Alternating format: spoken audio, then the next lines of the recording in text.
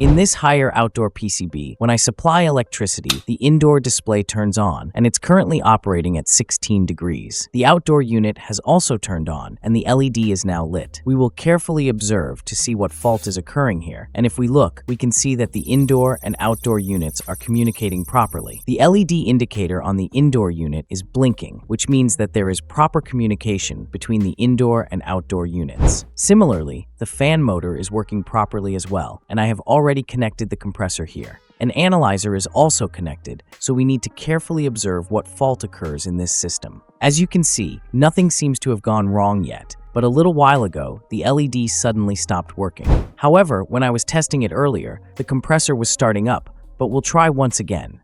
So, I'll turn off the electricity from here and check the compressor wires to ensure they are properly connected. As you can see, the wires are fully attached, so I'll give it one more startup attempt and turn the electricity back on. As you can see, the display has come back on, and the indoor unit switched, and the outdoor unit received power. The LED 1 is also on now. The switching process has completed properly. Now, we'll have to wait for a while. As I showed you earlier, the LED on the indoor unit is blinking, which means the communication between the indoor and outdoor units is happening properly. Our main focus now is to observe these two LEDs and see what fault they are indicating, because LED 2 is functioning, but LED 1 is not. Similarly, we also need to closely monitor the indoor LED, as it is also malfunctioning. How exactly it is malfunctioning will become clear to you in a short while. As you can see, it has stopped working, and the outdoor unit PCB LED has completely turned off. Meanwhile, the LED of indoor unit has also stopped. Earlier, both the indoor and outdoor units were trying to start the compressor, but now the compressor isn't starting at all. Before the compressor starts, LED 1 turns off, while LED 2 is still on and functioning properly. The issue here was that the outdoor PCB was completely dead. As you can see, I've replaced both capacitors. One of the capacitors, as you can see, was swollen. Similarly, I've also replaced the second capacitor. Due to the failure of these two capacitors, the diode, with the part number MM30FO60PC, had become completely short-circuited. Additionally, the bridge rectifier, with the part number D25SE60, was also completely short-circuited, with one of its points being shorted. Moreover, the shunt resistor, labeled RS1, was also completely damaged, so I replaced that as well. So in total, I've replaced 4 to 5 parts, and now the PCB has turned on. Now, I'll perform testing to determine the cause of the fault. We need to confirm why LED 1 turns off. To investigate this, we'll focus on the SMPS. If we look here, we can see there are 2 voltage regulators. These two play a very important role. One provides 15 volts, and the other provides 5 volts. Since the microcontroller operates on 5 volts, and the LED is also located near this area, I'll check whether the 5 volts are collapsing or not, so I'll perform a proper test to check this. Now, we'll do a little bit of preparation so that we can check the voltages here. This point I'm currently soldering is its output, and the other one is also for the 15-volt output. The center point is the ground. I'll attach pins to these 3 points. I've now soldered 3 pins to these points, and they are ready for testing. I've installed 2 multimeters for this. The one on the right is connected to measure 15 volts, and the one on the left is connected to measure 5 volts. The ground is common for both. Now, I'll turn on the electricity. I've turned the power on, and the indoor unit has powered up. As you can see, it's showing a temperature of 16 degrees, and the outdoor unit has also turned on. We'll wait for a while and observe what happens. As you can see, the right multimeter is showing 15 volts, and the left one is showing a maximum of 4.82 volts. The stability is excellent. There are no fluctuations at all. Now let's check if LED 1 turns off due to another reason, or if the SMPS voltage is dropping. As you can see, the voltages are completely stable with no fluctuations, which means the SMPS is quite stable. The indoor LED is also showing good signal stability. It has started to show fluctuations, but the system has not turned off yet. The voltage has now dropped to a maximum of 4.16 volts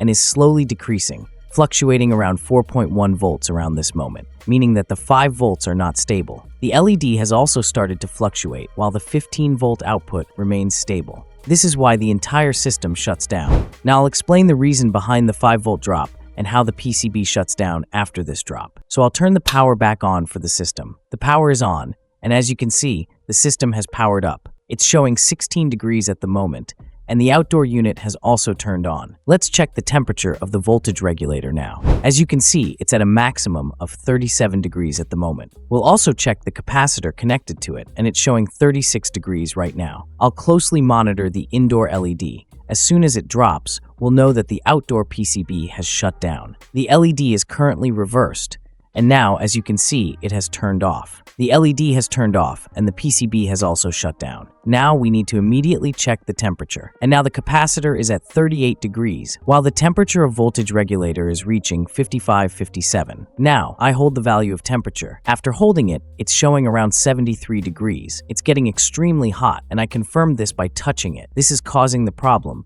and the capacitor is also heating up. So, I will turn off the power again. Now, I'll remove this voltage regulator from here. I'll also take out the capacitor because it's heating up as well. Let's remove this capacitor. The voltage regulator number is CWZ805H, and the value of the capacitor is 220 microfarad and 35 volts. I'll install a new capacitor, ensuring the polarity is correct. It's very important. If installed incorrectly, it won't work and might even explode within a minute. Now, I'll also install the new regulator here.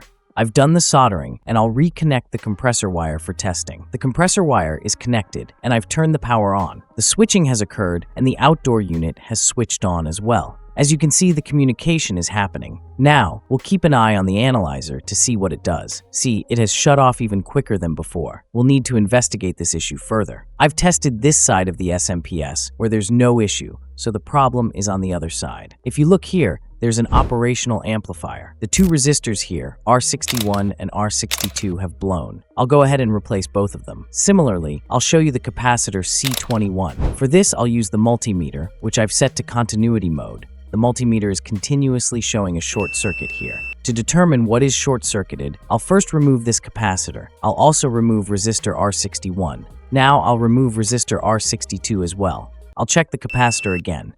See, the capacitor is perfectly fine. It's not short-circuited. Now I'll check the position of the capacitor again, and it's still showing a short circuit. So I'll remove the operational amplifier from here as well. After removing the IC, let's check the short circuit again. As you can see, the short circuit is gone now, meaning the operational amplifier was causing the short circuit.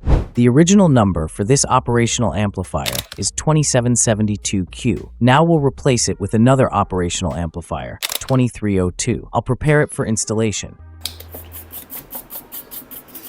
I've now replaced the IC and both resistors. The capacitor remains the same as the original one. I'll check the continuity again. As you can see, there's no sound coming from the multimeter now, which means our system might be partially fixed. Now I'll turn the power on again. The indoor unit has started, and power has reached the outdoor unit. The fan motor has also started. After a while, we'll see whether the analyzer shuts off or if the compressor starts. Since the PCB is placed upside down, our focus will be on the communication LED.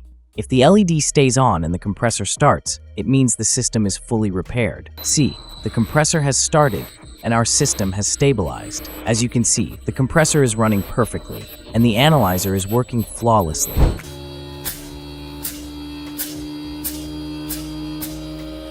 Everything is functioning perfectly, and the PCB has become fully stable. We've successfully repaired it. Now, I'll turn it off using the remote, and the compressor has also shut down. Click on the left or right thumbnail to watch our next videos, and subscribe. Thank you.